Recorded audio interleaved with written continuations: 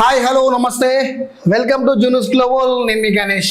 దీన్ని ఒకసారి చూసే ప్రయత్నం చేయండి, స్కిప్ చేయకుండా చూడండి. నేడు రెండో విడత ఇందిరమ్మ ఇళ్లకు శ్రీకారం. మొదటి విడత అయిపోయింది, రెండో విడతకు వచ్చింది. ఆసిఫాబాద్ జిల్లాలోని ప్రారంభించనున్న సీఎం రేవంత్ రెడ్డి కొత్తగూడ 25 ఇందిరమ్మ ఇండ్ల సామూహిక గృహ ప్రవేశాలు, 112.14 కోట్ల అభివృద్ధి పనులకు శంకుస్థాపనలు, ప్రారంభోత్సవాలు, ఆగాజ్ నగర్ ఎక్స్ రోడ్ వద్ద భారీ బహిరంగ సభ. రైట్, ఇది ఎంత పెడతాడు? 112.14 కోట్లు. ఇప్పుడు నేడు రెండో విడత ఇందిరమ్మ ఇల్లు. అయితే రెండో విడత ఇందిరమ్మ ఇల్లు అది ఇచ్చింది లేదు, సచ్చింది లేదు, వచ్చింది లేదు అని చెప్పుడు మాత్రం బాగానే చెప్తారు. వీళ్ళు ఇచ్చిన 5 లక్షల ఇండ్లు అనుకుంటే 5 లక్షలలో ఇంకా అందులో అండర్ కన్స్ట్రక్షన్ 2,90,000 ఇండ్లు ఆడనే ఉన్నాయి. ఇంకా కొన్ని బిల్లులు కట్టాల్సినవి ఉన్నాయి, బిల్లులు చెల్లించాల్సినవి ఉన్నాయి, కొన్ని శాంక్షన్లో ఉన్నాయి, కొన్ని గృహప్రవేశం చేసినవి ఉన్నాయి, గట్లు ఉన్నాయి ఇందిరమ్మ కథ. దీని గురించి మాట్లాడుకోవడం వేస్ట్. అది వచ్చింది లేదు, పేదోడు బాగుపడ్డది లేదు, వాళ్ళే కొట్టుకుంటారు. ఇంకొకటి ఏంటంటే 112.14 కోట్ల అభివృద్ధి పనులకు శంకుస్థాపన ఆసిఫాబాద్ జిల్లాలో ప్రారంభిస్తుందట.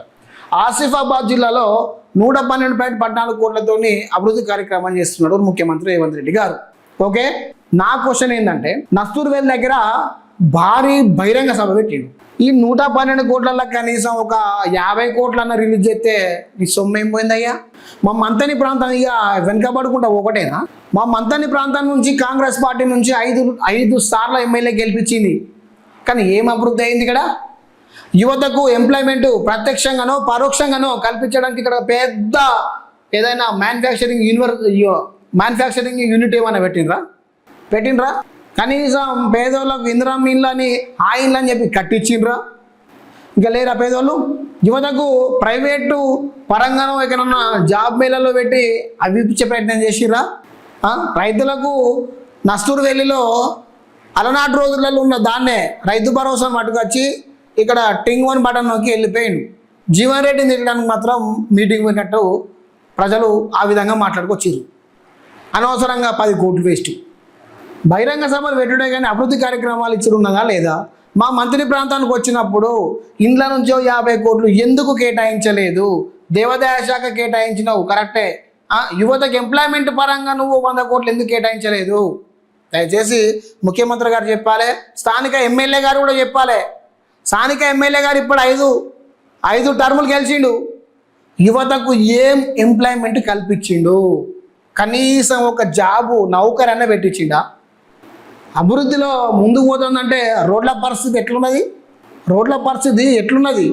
కాటారం నుంచి ఒడిపిలాంచ పోయే రోడ్ల పరిస్థితి ఎట్లున్నది? తన రోడ్ అంటారా? కొత్తగా వేసే రేట్లు నాణ్యత ఉండయి, కొత్తగా వేసే రోడ్లు నాణ్యత ఉండయి, సంవత్సరానికే ఇచ్చకపోతాయి. అభివృద్ధి అంటే కేవలం అక్కడ కూర్చొని నిధులు రిలీజ్ చేయడమేనా? ఇక్కడ స్థానికంగా ఉండి వచ్చిన డబ్బు అవినీతి జరుగుతుందా, అభివృద్ధి జరుగుతుందా, ఆ సొమ్ము ఏడికి పోతున్నది, నేను దేనికి ఇచ్చినా దేనికి వాడుతున్నారు అనేది రివ్యూ చేస్తే అయితే లేదు.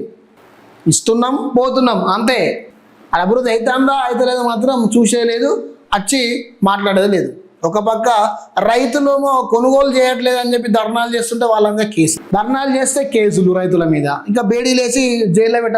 అభివృద్ధి అనుకుంటేనే సంకనాకి పెట్టాను ప్రజలు. మంతనిలో ఒక టాక్ వస్తున్నది, ఒకటే టాకు, ఇంకా 10 సార్లు గెలిపించిన మంతని అభివృద్ధి కాదు, గీడనే ఉంటుంది. జెండాలు పట్టుకొని తిరుగుతాడు, కూలి పని వేయటాడు, కూలి పనికే పోతాడు. చదువుకున్నాడు పట్టా సర్టిఫికెట్ పట్టుకొని కంగనాలలో, బట్టల షాపులలో, హోటళ్లలో అక్కడిక్కడ నెలకు 6,000 7,000 జీతానికి పని చేయాల్సిందే అని బలమైన వాదం మంతని ప్రాంతంలో ఇది వినబడుతున్నది. పక్కాగా చెప్తా ఉన్నా, 100% ఇది వినబడుతుంది. This is genuine report. మరి ఎందుకు చేయట్లేదో అర్థం అవ్వట్లేదు. సరే, మొత్తానికైతే ఇందిరమ్మల ఇల్లు గురించి మనం మంతని కాన్స్టిట్యున్సీలో మాట్లాడుకుందాం. కాటారం సబ్ డివిజన్లో ఎన్ని ఇందిరమ్మ ఇల్లు ఫస్ట్ విడత వచ్చినాయి, కన్స్ట్రక్షన్ ఎన్ని అయినాయి, అండర్ కన్స్ట్రక్షన్లో ఎన్ని ఉన్నాయి, బిల్లులు ఎంతమందికి వచ్చినాయి, ఎన్ని ఇండ్లు వచ్చినాయి, దాని లెక్క లేదు, పత్రం లేదు, ఏది లేదు. ఏమైనా నా ఇందిరమ్మ ఇల్లు నా పేర్లు వచ్చిందా అంటే రెండో విడతలు వస్తుంది. ఇక రెండో విడత నేడేనట. మరి ఇంట్లో అందరి పేర్లు వస్తాయా? కార్యదర్శి అడిగితే ఏమంటాడు, నాకేం తెలిసే పైనుంచి అంటాడు. పైన ఏమంటాడు, పైనుంచి అక్కడ హౌసింగ్ శాఖ నుంచి వస్తే మేము ఇస్తామని ఆయన అంటాడు. పేదోనికేమో ఇందిరా మిల్లు రాదు, కానీ ఉన్నోనికేమో ఇందిరా మిల్లు వస్తుంది. ఆల్రెడీ ఇందిరా మిల్లు తీసుకున్నోనికి ఇందిరా మిల్లు వస్తుంది, గుడి చేసుకున్నోనికి ఇందిరా మిల్లు రాదు. నేను ఎంతమందిని చూపెట్టాలా? ప్రతిరోజు 10 మందిని చూపెడతా. నిరుపేదలు గుంట భూమి లేకుండా గుడిసెలు ఉండేటువంటి రోజు 10 మందిని చూపెడతా. పక్కా చెప్తున్నా. వాళ్ళకి ఇందిరా మిల్లు ఎందుకు వస్తలేవు? మరి పాలన సక్రమం లేక. అసలు కదా గది. ఒక పక్క రైతులు, మరో పక్క విద్యార్థులు, మరో పక్క యువత, వీళ్ళందరూ ఏం లేదు, రానున్న రోజులలో మంత్రిలో చిప్పకూడే గతి అని అనుకుంటున్నారట. మాకు తెలియదు. ప్రజలలో ముఖ చిత్రం ద్వారా ప్రజలు మాట్లాడుకుంటుంటే మేము మాట్లాడిన మాటలు ఇవి. మేము వ్యక్తిగతంగా ఏమని విమర్శిస్తాం ఇక్కడ. మళ్ళీ మీరు దయచేసి దీన్ని నెగిటివ్గా తీసుకోవద్దు.